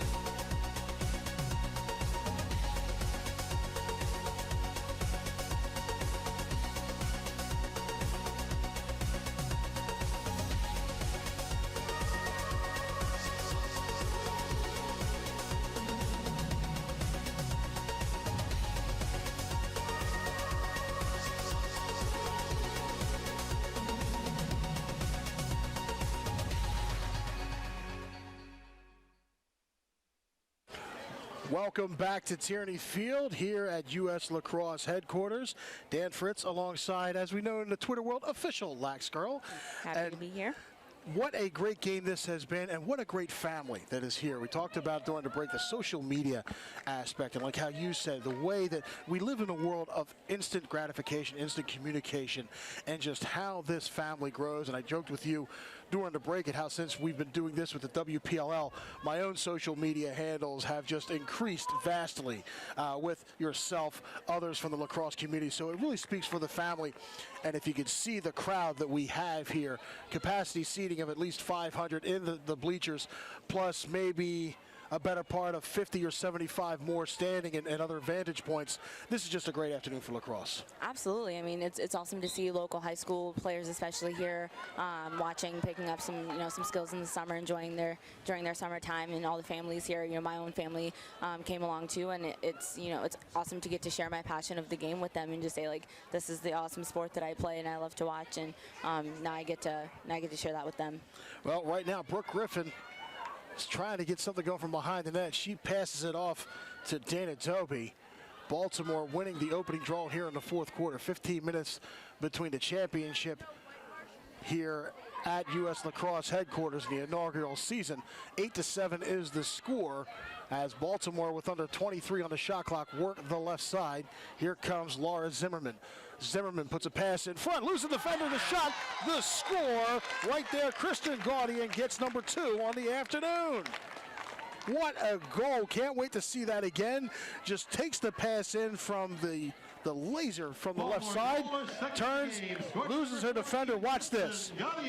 The pass in from Zimmerman. Gaudian just gets rid of Taryn Van Thoff and able to get it in. And now Baltimore once again a 2-goal lead. And that composure with her stick, just saying, my defender's all over me, but I have the stick skills, I have the belief in myself that I can hold on to this ball and do what needs to be done. That was a perfect example of just having good control with your stick. So now the draw control to set up, and Baltimore started to get into the driver's seat. And again, not really much of a run from either team. I mean, a couple of goals here and there, but nobody's really put together a good, strong run to open this thing up. What better way for the championship game than back and forth action? But Baltimore, again, having to retreat, better part of 30 yards to retrieve it. And then here they come up through the middle, but too much on the pass. And trying to pick it up is Messenger. And she's able to get away, but she's got trouble coming up behind her. We haven't really talked about Allie Messenger a lot, but going back to her collegiate career, she was a phenomenal athlete. We saw her in the multiple championships that she played in. She really, really took the team, put it on her back. So what we're going to see with Allie Messenger right now, when she has the ball, expect her to do some great things. She's going to come around that crease. She's a great lefty attacker, and you're probably going to see a BTB. I'm waiting to see it behind the back from one of these ladies today. Maybe we'll see it. I don't know. Stay tuned. That would be the ultimate way to end this championship, is if you could do it on a behind the back. That shot goes in, off balance. Ella Hazar gets her second of the afternoon. Another UNC Tar Heel. The Tar Heels taking care of business here in the fourth quarter. 1 goal the difference, though. Ella Hazar, again, graduating UNC in 2018, coming right from the college game into the professional game. So you were talking, Terry, as far as the high school kids here. As we take a look at this replay, here's a free lesson for you. You have somebody like Marie McCool right there on you.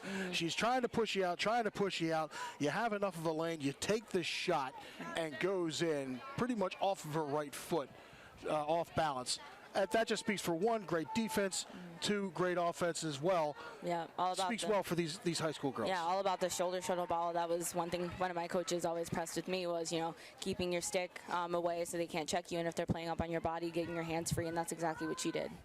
Command winning the draw control again, trying to tie things up. Early goings here in the fourth quarter.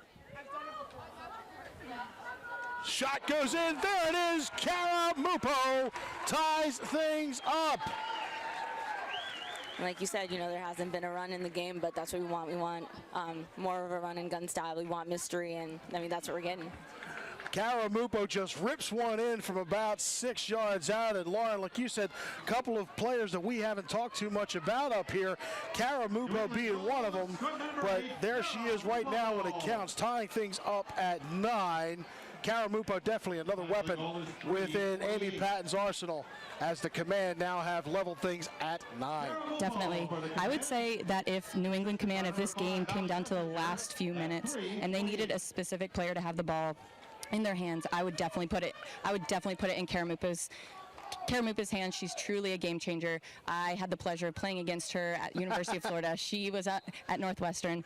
She scored many goals against us. You know, I might have been bitter now, but I can truly admire the way that she plays. She's a great athlete and a great player. I was just going to ask you, was it a pleasure playing against her, or were you glad that everybody graduated? Exactly. I mean, I wouldn't say it was a pleasure because I had to play defense on her sometimes, but I mean, it was a great opportunity, and I'm just so thankful that I got those opportunities to play with some of the best and against some of the best athletes that are actually here on the field right now. Now we're seeing some of the best game possible. 9-9 score as the command with the ball in front. The shot, the save. Kelsey Donnelly right there to keep things level. Long pass to Walfer. Walfer, though, with some traffic, she'll backpedal and start to send things through midfield. Amanda Johansson. Johansson gets some space as she comes across the line. And with 40 seconds on the shot clock, she'll send it over to Dana Dalby. They'll exchange back up to Brookhart and try to set things up. Dana Dalby looking over the field, under 30 seconds to go. On the shot clock, 9-10 left to go here in the fourth tie ball game. Dana Dalby in the middle. She fires in just high over the crossbar, but well back to get it. The Brave continue the possession. 12 on the shot clock. Quick pass in front, the shot, the score. The Brave are back up once again. Beautiful look by Brooke Griffin. Great finish. Great work, Brooke Griffin, indeed. And that is the 10th goal of the afternoon. The Baltimore goal is scored by number 8, Caitlin Montalbano. I'm sorry, Caitlin Montalbano gets credit for the goal.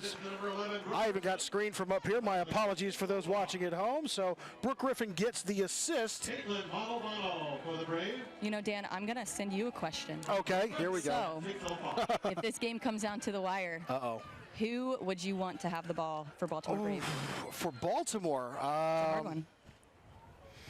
For Baltimore, I mean, I definitely want Marie McCool setting things up. Right. I want Marie McCool, and then I would even go Gaudian and Johansson to be my two other options. Between the three, and then we'll see how it develops, but those are the three I want bringing up, but McCool's going to be the quarterback of that play. That was a great defensive play right there, getting her stick in front, causing the turnover. The command trying to get back the other way through traffic up the right side. And even though the ball popped out of the stick, still pressing forward. And now Katie O'Donnell has it. And Lauren, to kind of hijack your question a little bit, I think if I were, to pick some great players to have the ball when it comes down to the wire, I think Brooke Griffin behind the goal as a feeder, even just giving it to Dana Dalby and telling her to go. Maybe that's just because I like watching them play and really like their style of play, but really just being able to trust, his options or whoever's on this, playing right now on the roster can handle it. Casey Bear losing it for a second into the corner with trouble on her. And it gets awarded to the Brave as Casey Bear is the last one to touch it. That was a great hustle play. Great hustle play by all three going into the corner. Baltimore now have it. It's under 7 minutes to go. They're up by 1. New England definitely bringing the pressure. But Baltimore able to get through midfield. Sarah Lloyd back on the field for New England. And just a half a step off, but Marie McCool ducks under it. And now here comes McCool. McCool in front, fires, save once again. Bridget Bianco on the shot from Amanda Johansson. So if you're looking for your early MVP ballots in this fourth quarter, you got to consider one of these two goalkeepers. Without them, this is a high-scoring game. They have definitely been doing phenomenal work in keeping this as is, but unfortunately, Sarah Lloyd there sending it out of bounds. So it'll be Baltimore ball as we just about hit 6 minutes left to go here in this fourth quarter. Yeah, I definitely agree. Like I said, the goalies are really keeping this game at the pace that it's going and keeping it going back and forth. And they're so fun to watch, putting on a show for us. So now, with the ball on the right-hand side, Zimmerman to Brooke Griffin. Brooke Griffin takes a little bit of a pop, but maintains composure, still working the right side. Griffin fires off angle, and it goes up and over, just out of bounds. Looks like Griffin may have an injury, so we're going to have the clock to be stopped. as the training staff comes out. Brooke Griffin went to the ground in a heap. 5:29 left to go as the coaches come out and tend to her. We'll take a quick break. When we come back, we'll get some more word on her. You're watching the WPLL championship game here at laxallstars.com.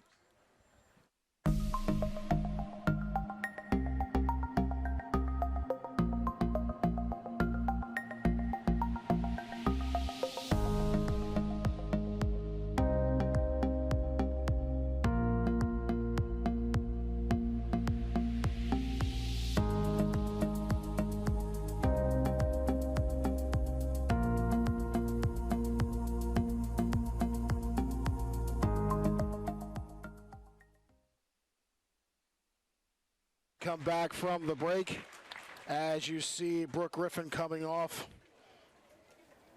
Does not seem to be the worst for wear, just taking some inventory a little bit.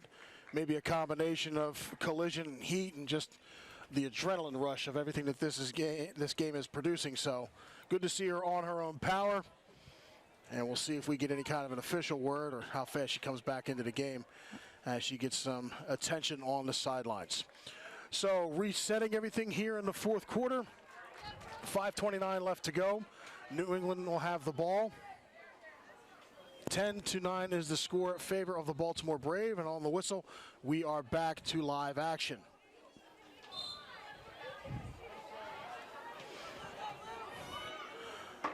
Up through midfield, Katie Hirsch. She'll curl off and give to Taryn Van Thoff. 5 minutes left to go here in the fourth. The Command down by 1. Plenty of lacrosse left to go. Definitely a lot can happen in 5 minutes, so we're in for a treat. Shot goes in. There's a treat right there. The score for the Command. And what can you say about Kara Mupo? Like I said, guys, the ball needs to be in her stick at the end of the game.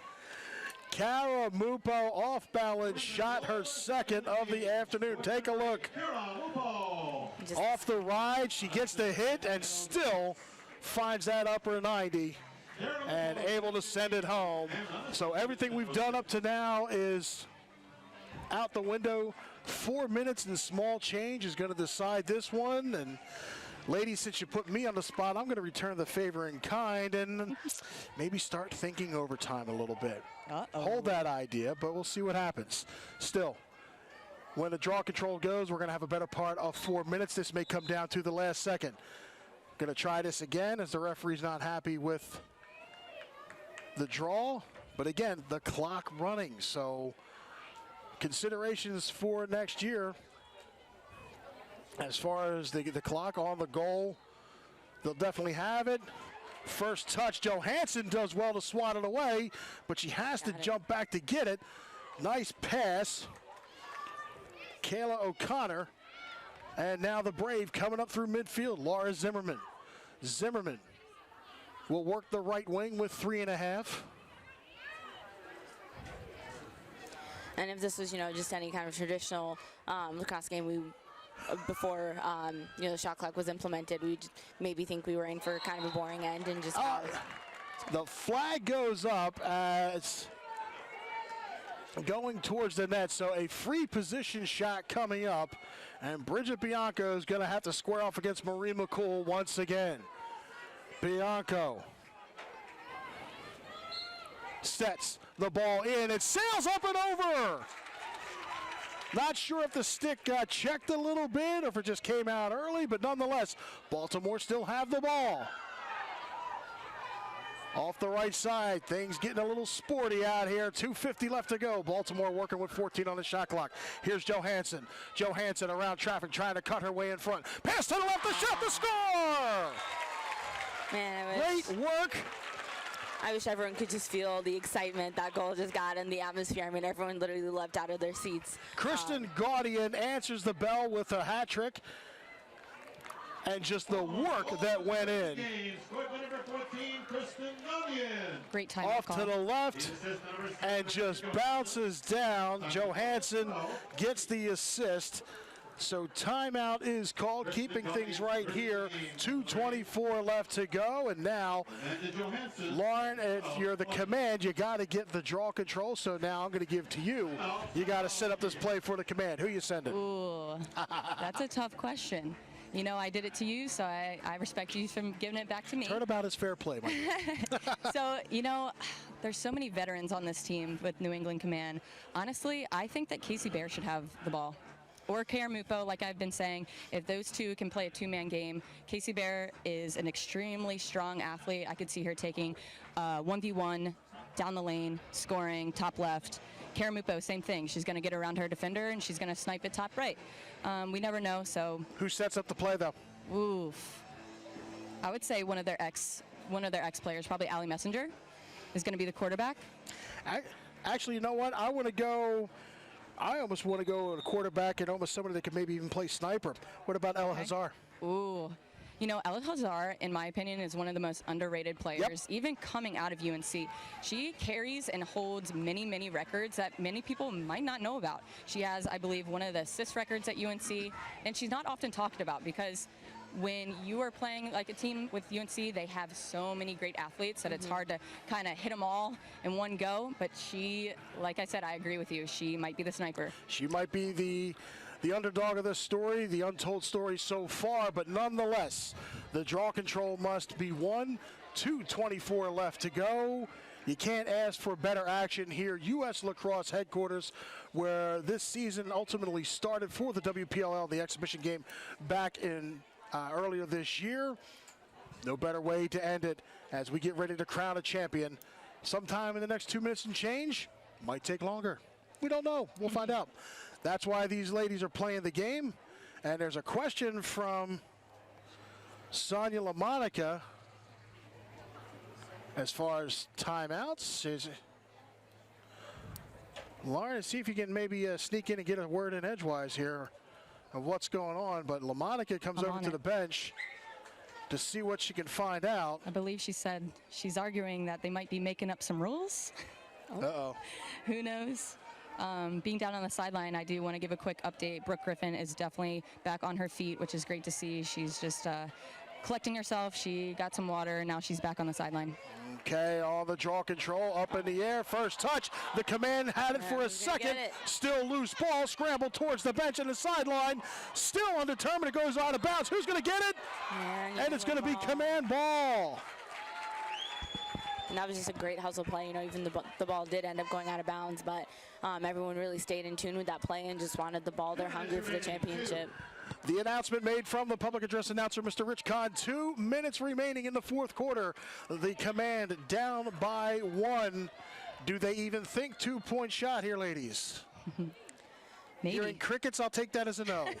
I was thinking, I'm like, if you know, in my shoes, if I was in their shoes, would I want to go for it? But I mean, yeah, you got to risk it to get the biscuit. We're in, exactly. Nice. You want to win the championship, you got to do Hey guys, did I call that? You're a genius. Did I say Ella Hazar with the ball to Karamupo? I think I gave you Ella Hazar. You did. Okay, I'll give you that. Karamupo, though, ties it up with the hat trick. Take a look. She gets all around traffic. She's got a half a yard of space, and she rips it in. 1:32 left to go. We'll decide a winner. It's getting really loud down here on the sideline. The proximity between the fans and the bench is awesome. I think you've got actually the best shot. I think I do. Got the best seat in the house. Yeah. Lauren, I'm going to need you to tell me my future after the game, just so. Sure. Don't worry about it. it. Like all the good things. Awesome. Maybe I should go into like palm reading or something. Her Ouija board came back from the shop. Maybe not that one. I'll take the cards. Whichever works. My crystal ball's broken. FedEx can't find the parts. Uh-oh. Off the draw control, giving chase. Baltimore comes up with it. Marie McCool. Marie McCool with 1:20 left comes across the line. McCool's going to curl off left. Thought she was going to go for the shot, but she's going to check up smartly. Difference in the shot and the game clock, better part of 10 seconds or so, so Baltimore's going to have to do something with it.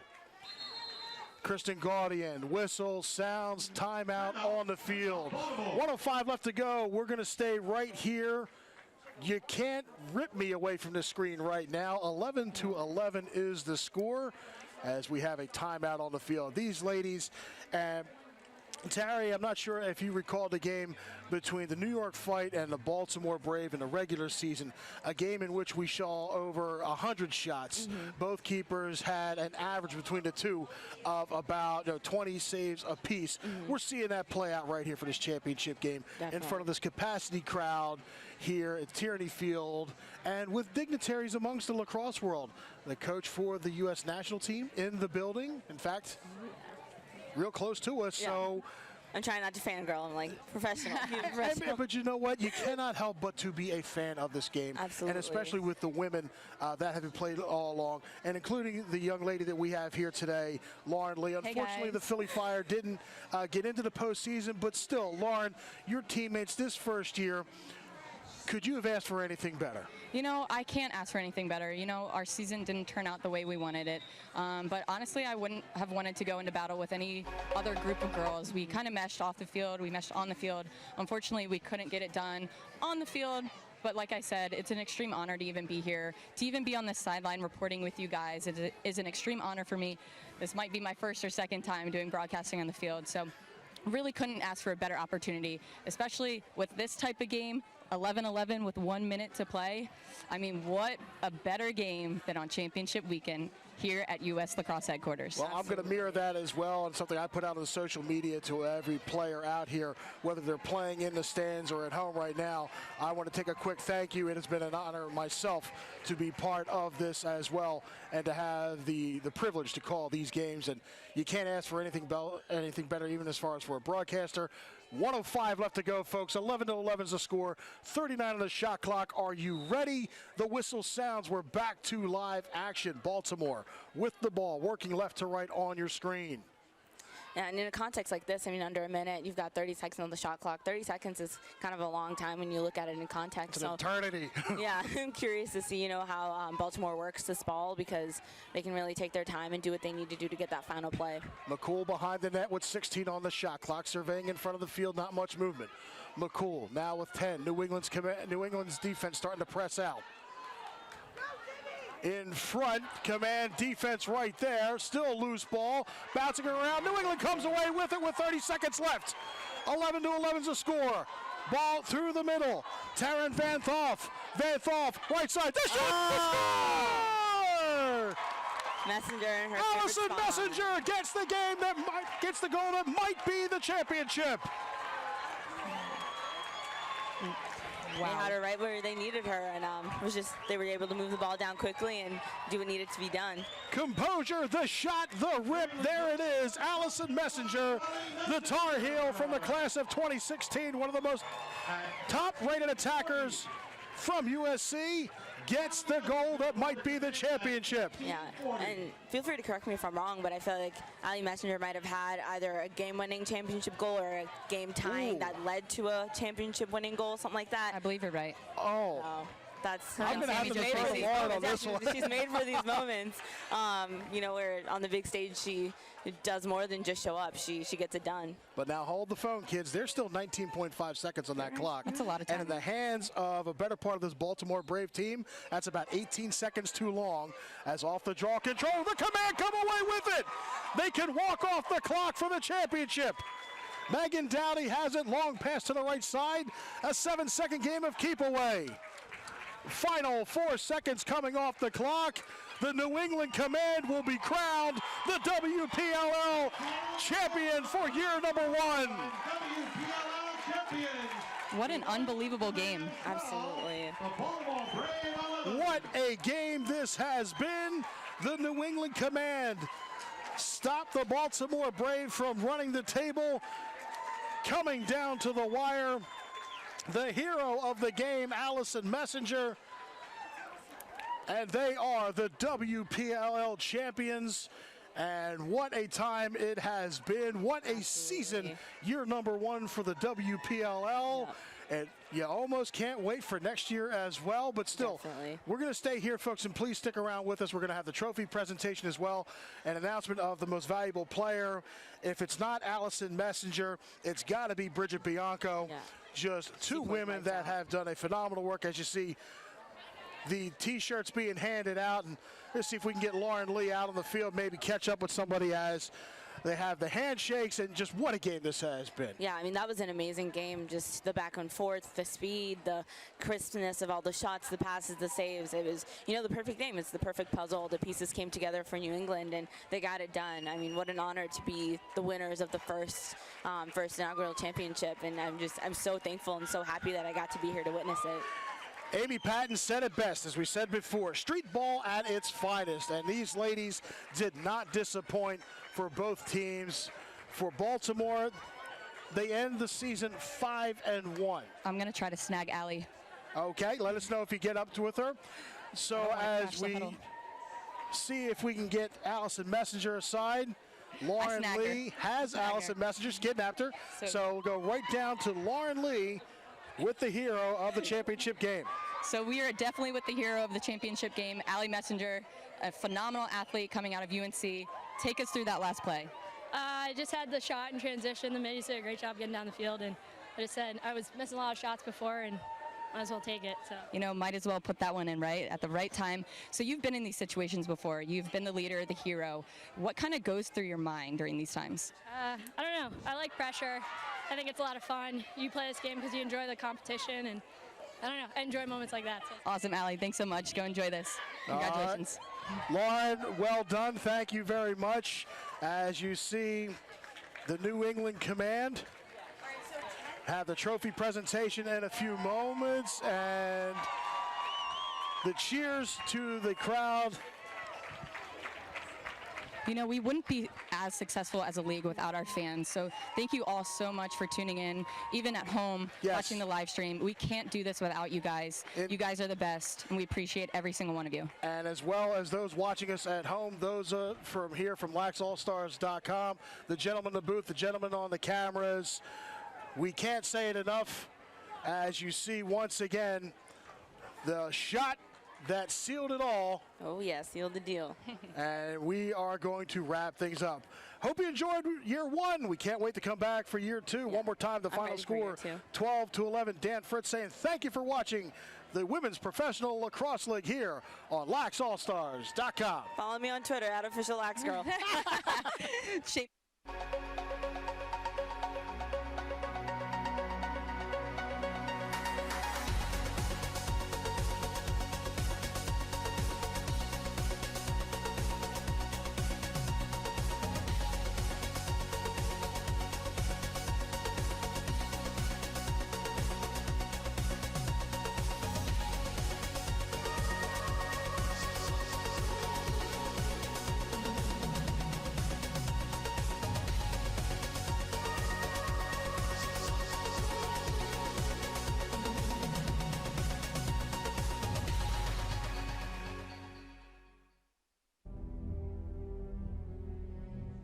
What do you desire?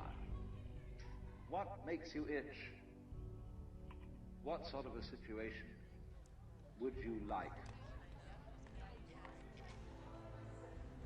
So I always ask the question, what would you like to do if money were no object? How would you really enjoy spending your life? Well, it's so amazing. As a result of our kind of educational system, crowds of students say, well, we'd like to be painters, we'd like to be poets, we'd like to be writers, but as everybody knows, you can't earn any money that way. Another person says, well, I'd like to live an out-of-doors life and ride horses. I say, do you want to teach in a riding school? Let's go through with it. What do you want to do? When we finally got down to something which the individual says he really wants to do, I will say to him, you do that. And forget the money. Because if you say that getting the money is the most important thing, you will spend your life completely wasting your time. You'll be doing things you don't like doing in order to go on living, that is, to go on doing things you don't like